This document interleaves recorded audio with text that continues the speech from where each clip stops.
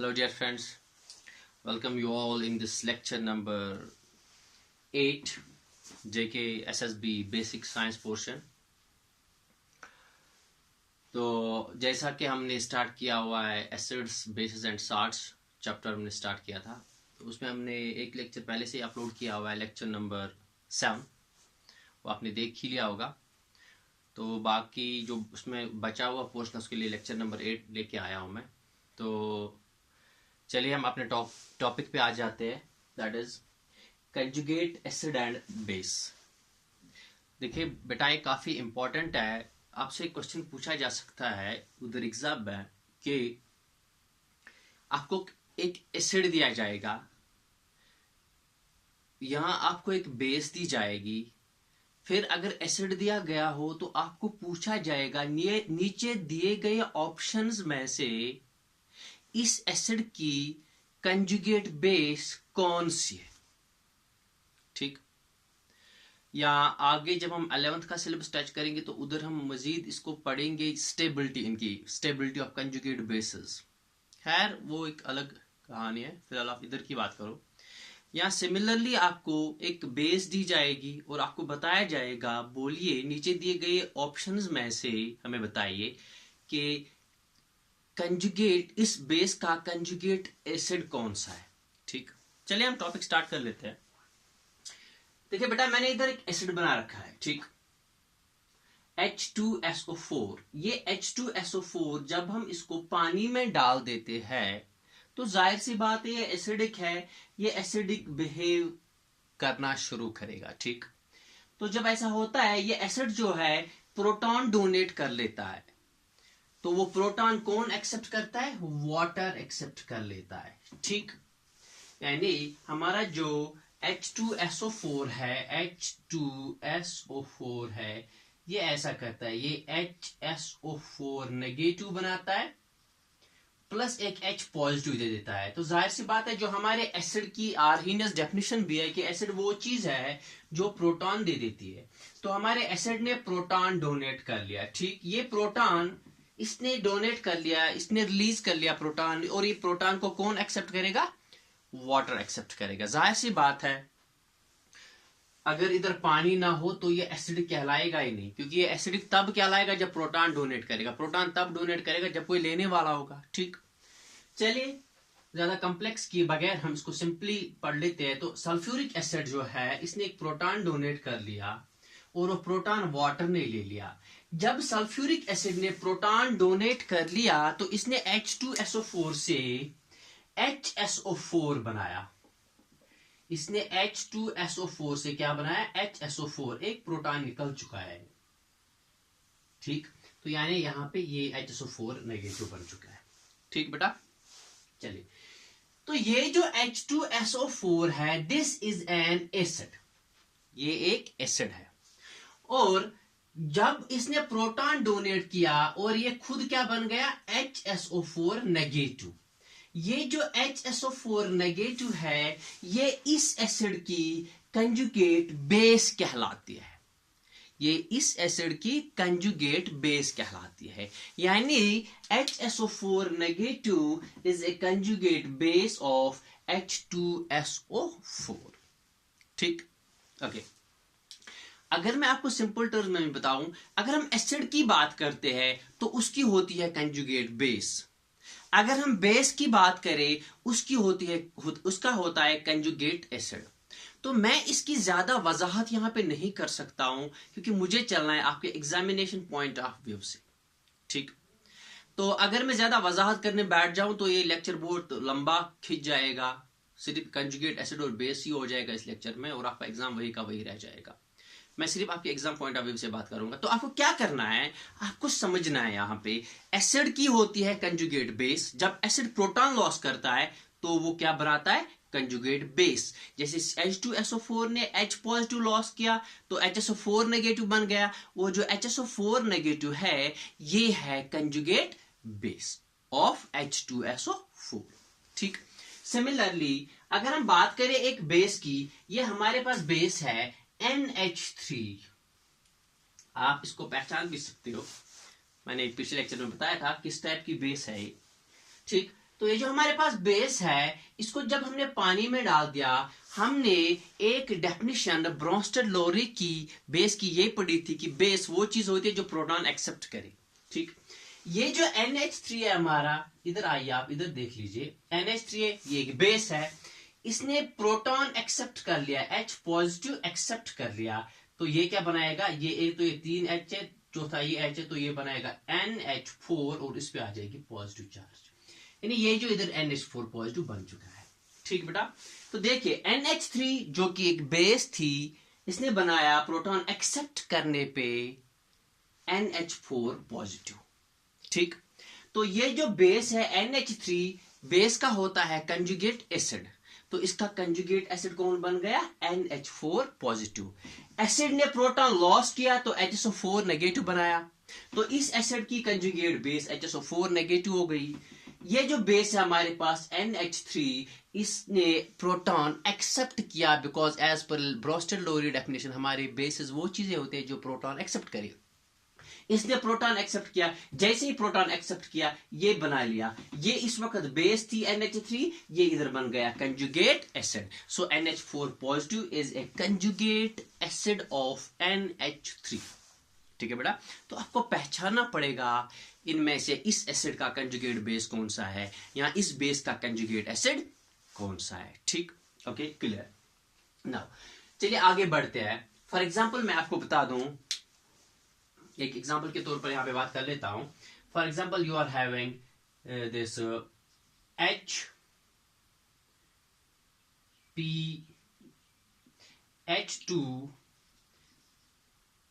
H2PO4 negative.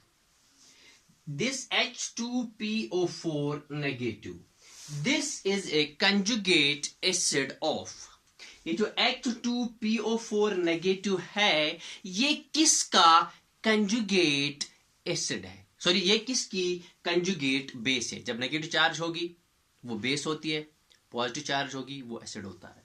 ठीक, यानी मैं दोबारा से रिपीट कर लेता हूं उसको, मैं ये एग्जांपल इधर ऊपर लिख देता हूं ताकि आपको अच्छे से दिखाई दे। मैं लिख रहा हूं इधर H2PO4 नेगेटिव। ठीक है बेटा, क्वेश्चन आएगा ये H2PO4 जो है, ये this is a conjugate base of which acid, नीचे ऑप्शंस दिए गए होंगे। ठीक, तो आपको ऑप्शन में से चूज करना है। मैंने बताया ये जो हमारे पास कंजुगेट बेस है, कंजुगेट बेस कहां से बनती है, एसिड से बनती है।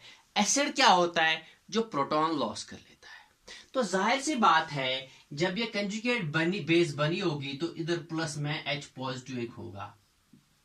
ठीक, एक H पॉजिटिव होगा। अब आप एक काम करिए, इस H पॉजिटिव को इसके साथ मिलाइए तो ये बन जाएगा H2 के बदले H3PO4, ये नेगेटिव चार्ज ये पॉजिटिव न्यूट्रल हो जाएगा तो बन जाएगा H3PO4। यानी ये जो H2PO4 नेगेटिव है, this is the conjugate base of H3PO4, ये H3PO4 की कंजुगेट बेस है। ऐसे आपसे क्वेश्चन पूछा जा सकता है, इस पे बेस्ड मैं प्रॉब्लम्स भी करवाऊंगा।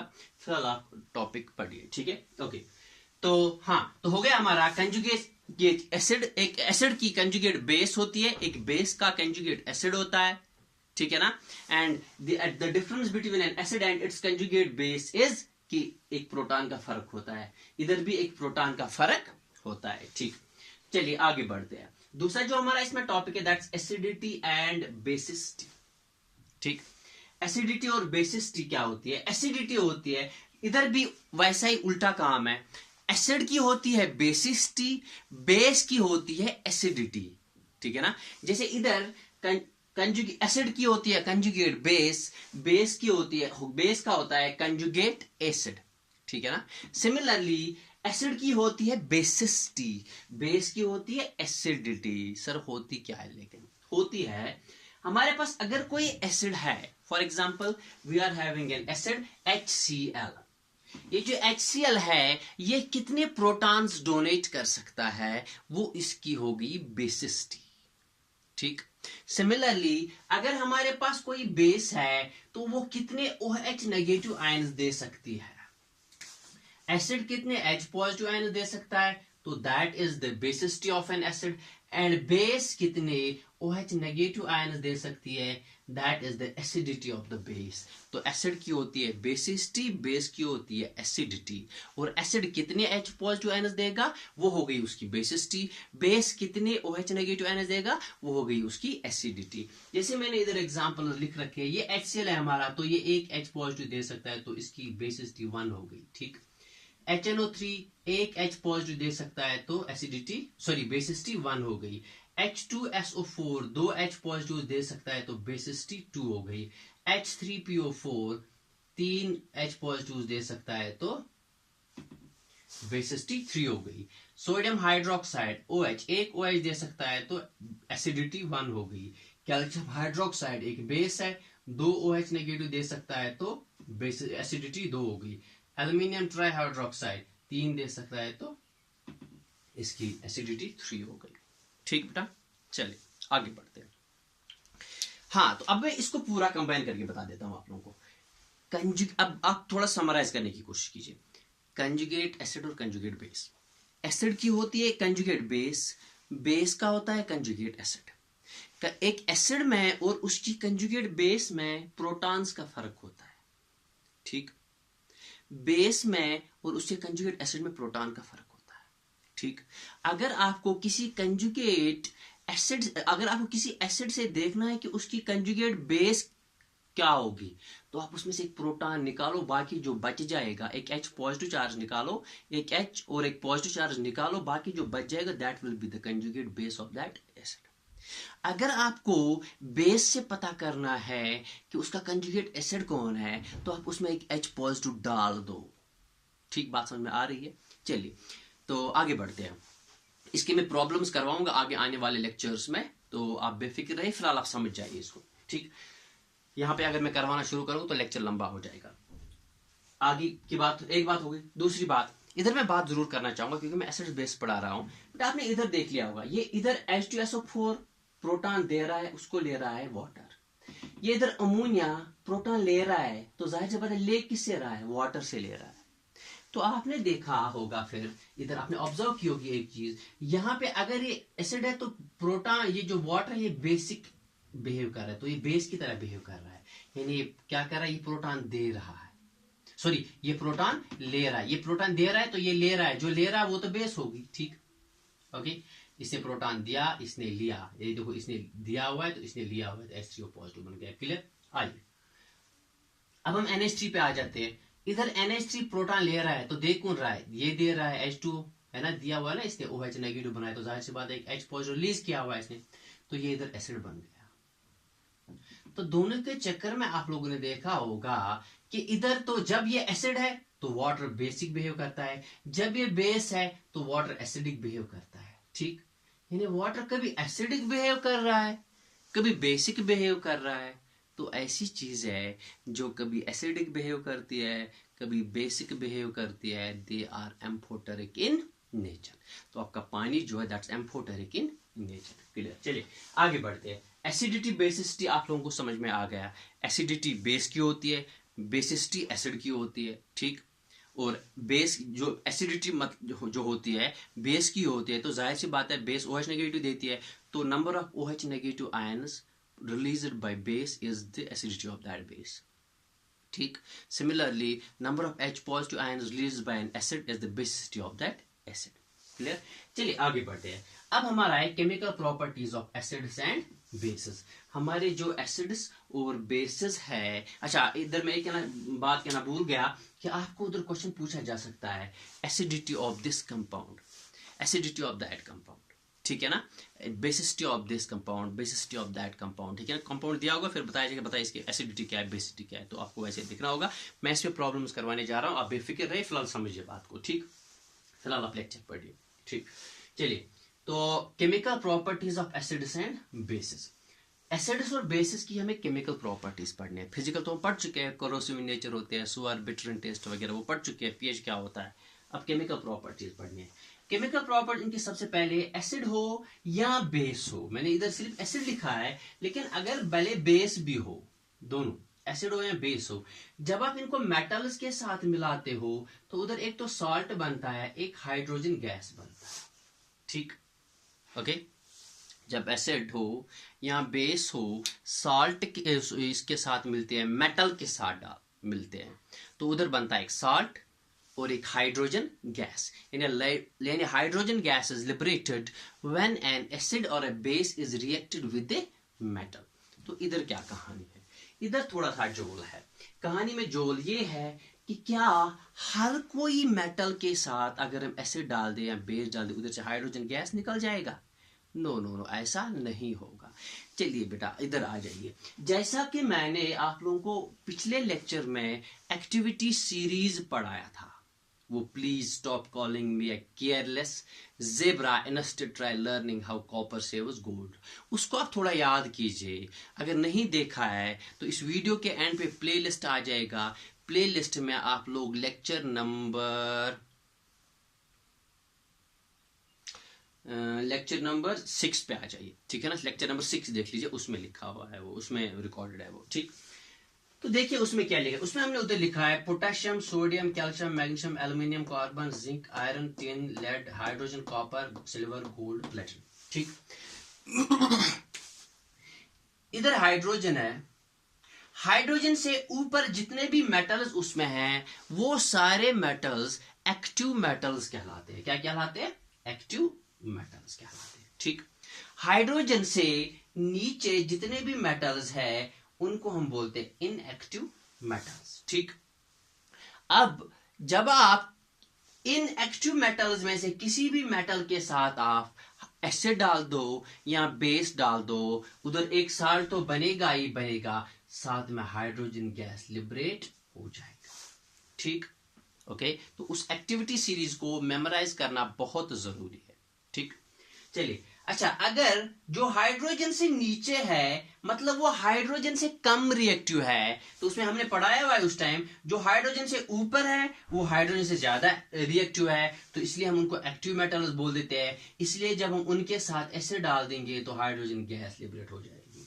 जो हाइड्रोजन से नीचे है वो हाइड्रोजन से कम रिएक्टिव है, तो जब उनके साथ हम एसिड डालेंगे उधर हाइड्रोजन गैस नहीं निकलेगी, तो इसलिए उनको बोलते हैं inactive metals. So active metals are those metals which are more reactive than hydrogen, inactive metals are those metals which are less reactive than hydrogen, active metals are those metals which produce hydrogen gas when reacted with a metal, and inactive metals are those metals which do not produce hydrogen gas when reacted with an acid, ठीक है ना।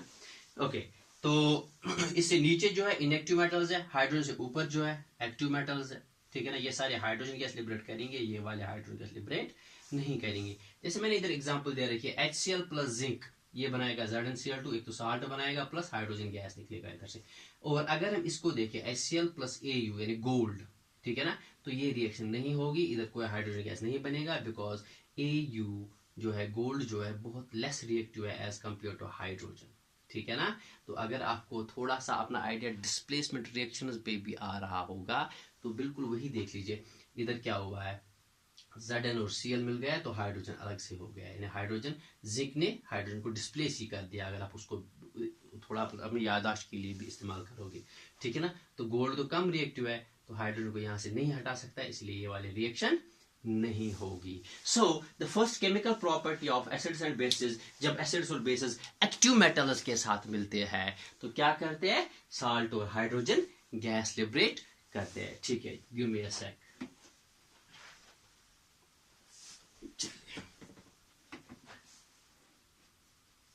हाँ जी, तो आइए, दूसरी chemical property हमारी जो है, एसिड प्लस बेस जब आपस में मिलते हैं तो सॉल्ट और वाटर बनाते हैं। आप एक केमिकल प्रॉपर्टी देखोगे एसिड्स और बेसिस की, जब भी किसी के साथ मिलते हैं सॉल्ट तो बनाते ही बनाते हैं, सॉल्ट बनाते ही बनाते हैं, ठीक। जैसे पहले केस में सॉल्ट बनाया, दूसरे केस में सॉल्ट बना रहे थे, ठीक है ना। तो तीसरा इधर केस में लिखा है, इसमें भी सॉल्ट है, चौथा इधर लिखा है सॉल्ट है, पांचवा इधर है सॉल्ट है, सॉल्ट तो बनाएगा ही, ठीक। तो आइए, हमारा जो दूसरी जो केमिकल प्रॉपर्टी है, acid plus base gives salt plus water, ठीक है ना। जब कोई एसिड, फॉर एग्जांपल हमारा कोई एसिड है, ये दिस इज HCl, ये किसी बेस यानी NaOH के साथ मिलेगा, तो ये बनाएगा सॉल्ट, सॉल्ट बनाएगा NaCl प्लस OH और H इधर से बच गया तो वाटर, तो सॉल्ट प्लस वाटर बनाएगा। ठीक, this is chemical property of acids and base, that when acids and bases combine together they form salt and water. And एक और चीज ये जो इधर होती है, इस रिएक्शन को जिसमें हम एसिड और बेस को आपस में मिलाए तो उसको बोलते हैं हम न्यूट्रलाइजेशन रिएक्शन। क्या बोलते हैं? Neutralization reaction. अगर हम एक एसिड के साथ एक बेस डाल दे, दैट्स कॉल्ड है न्यूट्रलाइजेशन रिएक्शन। ठीक, और हाँ, अगर हम एक एसिड के साथ या एक बेस के साथ, आप बात को यहां पे समझ लेना, बहुत इंपॉर्टेंट चीज है, अगर हम एसिड और बेस को आपस में मिलाए तो दैट्स कॉल्ड है न्यूट्रलाइजेशन रिएक्शन। क्यों न्यूट्रलाइजेशन रिएक्शन करते हैं बोलते हैं? बिकॉज एसिड जो होता है H पॉजिटिव आयंस दे देता है, बेस जो होती है OH नेगेटिव आयंस दे देती है। ठीक, जो हमारे H पॉजिटिव और OH नेगेटिव आपस मिलके क्या बनाते हैं? वाटर बनाते हैं। तो जाहिर सी बात है, ना तो H पॉजिटिव का असर रहा ना OH नेगेटिव का असर रहा, वाटर मिल गया, and water is a neutral substance. ठीक है ना, तो इधर इस रिएक्शन को क्या बोलते हैं? Neutralization reaction. ठीक है ना, अगर हम इधर, आप अपना थोड़ा ध्यान मेरी तरफ रखें प्लीज, अगर एसिड और बेस को आपस में मिलाते हैं तो we call that a neutralization reaction. Neutralization reaction क्यों बोलते हैं? क्योंकि जब हम एसिड और बेस को आपस में मिलाते हैं, सॉल्ट प्लस वाटर बन जाता है, उधर पीएच जो होता है न्यूट्रल आ जाता है, pH 7 आ जाता है, बिकॉज उस रिएक्शन में क्या प्रोडक्ट बनता है? वाटर बनता है। ठीक, सॉल्ट भी न्यूट्रल ही होता है, वाटर भी न्यूट्रल ही होता है, so we call that a neutralization reaction. ठीक है ना। हाँ, एक बात, दूसरी बात, ये जो न्यूट्रलाइजेशन रिएक्शन होती है, यानी जब हम एसिड और बेस को आपस में मिलाते हैं, ये रिएक्शन हमेशा एक्सोथर्मिक होती है, यानी उधर हीट इवॉल्व हो जाती है, हीट बाहर आ जाती है। क्या होती है? Exothermic. So neutralization reaction is always exothermic. कैसी होती है? एक्सोथर्मिक रिएक्शन होती है, इधर से हीट निकलती है, वो बर्तन गर्म, वो बीकर गर्म हो जाता है जिसमें हम एसिड और बेस को आपस में मिलाते हैं। तो इसके लिए हमारे पास हमें बहुत सावधान रहना पड़ता है। ठीक है ना, तो इसमें भी एक बात मैं इधर कहना चाहूंगा, जब हम एसिड और बेस को आपस में मिलाते हैं, उस पर आगे बात करने जा रहा हूं। खैर चलो, यहाँ पे मैं डाइवर्ट नहीं होना चाहता हूँ बिकॉज टाइम कम है। तो न्यूट्रलाइजेशन रिएक्शन होती है एक्सोथर्मिक। अब मेरी बात सुनो आप, मैंने अभी वाटर के बारे में बताया आप लोगों, दैट्स एम्फोटिक सब्सटेंस। ठीक, वाटर जो है वो एसिडिक भी बिहेव करता है, बेसिक भी बिहेव करता है। अगर एसिड के साथ में डालो तो बेसिक बिहेव करता है, अगर उसको बेस के साथ में डालो तो एसिडिक बिहेव करता है। ठीक, ओके। तो सिमिलरली अगर हम एसिड और बेस को आपस में मिलाते हैं, साल्ट और वाटर बनता है, न्यूट्रलाइजेशन रिएक्शन कहलाती है। ठीक, लेकिन अगर हम एक एसिड के साथ पानी मिलाए, ठीक बेटा, तो ये एसिड है, इससे पानी मिलाए, पानी तो फिर एम्फोट्रिक है, तो जाहिर सी बात ये तो बेस हो गई फिर। ठीक है ना, इधर सॉल्ट बनेगा प्लस वाटर बनेगा। ठीक, तो ये भी न्यूट्रलाइजेशन रिएक्शन हो गई। लेकिन इस रिएक्शन को न्यूट्रलाइजेशन नहीं बोलते हैं, इसको बोलते हैं डाइल्यूशन। क्या बोलते हैं? डाइल्यूशन। यानी अगर हम एसिड के साथ या बेस के साथ, अगर हम एसिड और बेस को आपस में मिलाते हैं तो that's a neutralization reaction, that's exothermic. ठीक, लेकिन अगर हम एसिड के साथ पानी डाल देते हैं या बेस के साथ पानी डाल देते हैं, उसको बोलते हैं डाइल्यूशन। क्या बोलते हैं? डाइल्यूशन। ठीक है बेटा, ओके, क्लियर। अब उसको डाइल्यूशन क्यों बोलते हैं? बिकॉज उसमें अगर एसिड हो तो वाटर उसको क्या सप्लाई करता है? एसिड उधर से H पॉजिटिव देता है, इधर दिखा देता हूं। अगर एसिड हो तो एसिड हमारा H पॉजिटिव सप्लाई करता है। अब पानी साथ में मिला है, पानी तो OH नेगेटिव फिर सप्लाई करेगा। ये H पॉजिटिव और OH नेगेटिव मिलके क्या बनाएंगे? H2O। तो H2O न्यूट्रल होता है तो असर खत्म हो गया। ठीक, अच्छा, अब अगर बेस हो गई तो बेस तो देगी OH नेगेटिव, इधर पानी यहां से सप्लाई करेगा H पॉजिटिव, तो ये फिर से बनाएगा H2O, तो फिर से असर खत्म हो गया। ठीक है ना, तो यानी पानी जो है एसिड या बेसिस का असर कम कर देता है।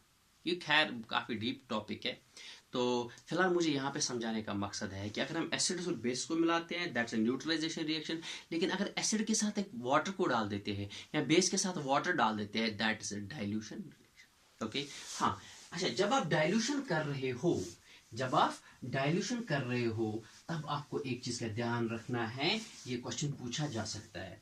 अगर हमारे पास एसिड है, हम इसको डाइल्यूट करना चाहते हैं, हम इसके साथ पानी मिलाना चाहते हैं और इसको क्या करना चाहते हैं, डाइल्यूट करना चाहते हैं। तो हमें क्या करना है, हमें हमेशा ख्याल रखना है कि हमें वाटर करना है एसिड, हमें वाटर लाना है, फिर हमें उसी में एसिड डाल देना है। We should add acid oblique base to water and not vice versa while diluting। ठीक है, तो देखिए बेटा, बहुत बार एग्जाम में क्वेश्चन पूछा गया है कि अगर हम डाइल्यूशन कर रहे हैं, यानी पानी वाटर के साथ एसिड पानी मिला रहे हैं, सॉरी क्या बोलते हैं, एसिड के साथ पानी मिला रहे हैं या बेस के साथ पानी मिला रहे हैं, तो हमें कैसे करना चाहिए। हमें 2-3 चीजों का ख्याल रखना चाहिए। सबसे पहला पॉइंट जो है जिसका हमें ख्याल रखना चाहिए कि हमें एसिड और बेस को उठाना चाहिए और वाटर में ऐड करना चाहिए, न कि उल्टा। यानी हम बीकर में पहले क्या रखेंगे, पानी, फिर ऊपर से एसिड डालेंगे, न कि हम बीकर में एसिड रखेंगे फिर ऊपर से पानी डालेंगे। ठीक है ना। वी शुड ऐड एसिड और base to the water, not water to the acid और the base. Point number first, ठीक है ना, यानी water to acid oblique base, point number first. Point number second, dilution के टाइम पे आपको ख्याल रखना है कि आपको साइड से ये ऐड करना है, drop by drop, drop by drop. कि जब आप एसिड डालोगे पानी में, यहां आप लोग क्या करोगे, बेस डालोगे पानी में, ड्रॉप बाय ड्रॉप डालोगे एंड अलोंग द बाउंड्रीज डालोगे, अलोंग द वॉल्स। तो आप जो आपका ये बीकर है, तो आप इधर, या तो आपको ये रॉड रख लीजिए, तो इधर फिर एसिड ड्रॉप बाय ड्रॉप इस पर डाल, ताकि इसके जरिए वो धीरे धीरे इधर पानी में आ जाए। ठीक है, नीचे पानी रखना है, नीचे एसिड बेस नहीं रखना है, ऊपर से एसिड बेस डाल दे। या तो आप इधर इसके वॉल्स के थ्रू डालिए, बिल्कुल एक साथ ऐसे करके नहीं डालिए, क्योंकि वाइग्रस रिएक्शन होती है, न्यूट्रलाइजेशन रिएक्शन, एकदम उधर से फ्यूम्स बाहर आ जाएंगे तो आपको जलने का खतरा रहेगा। तो इधर डाइल्यूशन के केस में, चलिए मैं वापस टॉपिक पे आ जाता हूं, ज्यादा डाइवर्ट नहीं होना चाहूंगा मैं। तो यहां तक तो इंपॉर्टेंट था बोलना, बिकॉज से क्वेश्चन पूछा जा सकता है, इनफैक्ट पूछा गया था। तो न्यूट्रलाइजेशन है जब एसिड और बेस को आपस में मिलाएंगे, ठीक है ना, that's a neutralization reaction. Clear. अब अगर एसिड के साथ वाटर डालोगे या बेस के साथ वाटर डालोगे, that's a dilution reaction. Clear. Dilution में आपको ख्याल रखना है किस चीज का, एक आप जब आप एसिड हो या बेस हो, वही उसी को आप पानी में डाल दोगे, न कि पानी को उनमें डाल दोगे, क्योंकि एक्सोथर्मिक रिएक्शन है, जलने का खतरा है, ज्यादा एनर्जी निकल जाएगी वहां से। ठीक। एक दूसरी बात, आप ड्रॉप बाय ड्रॉप एसिड या बेस डालोगे। तीसरी बात, आप अलोंग द वॉल्स डालोगे। ठीक है ना। चौथी बात, अगर मुमकिन है तो इस बीकर को आप किसी आइस बॉथ में रखो, ठीक है ना, किसी कोल्ड वाटर में रखो, ताकि ये ज्यादा हो हीट अप ना हो जाए। These are precautionary measures while making an acid और ए बेस डाइल्यूट। ये क्वेश्चन पूछा जा सकता है, ऑप्शन में होगा which among them is necessary, which among them is a necessary step which must be kept under consideration while diluting an acid or a base, or which among them is not necessary। ये पूछा जा सकता है। ठीक है ना बेटा, ये वाला तो पूछा ही गया। ठीक, चलिए आगे बढ़ते हैं। मुझे लगता है फिलहाल इस वक्त लेक्चर लंबा हो रहा है, तो ड्यू टू कुछ अपलोडिंग के इशू आ रहे हैं, फिर बाकी की बातें हम नेक्स्ट लेक्चर में करेंगे। Thank you.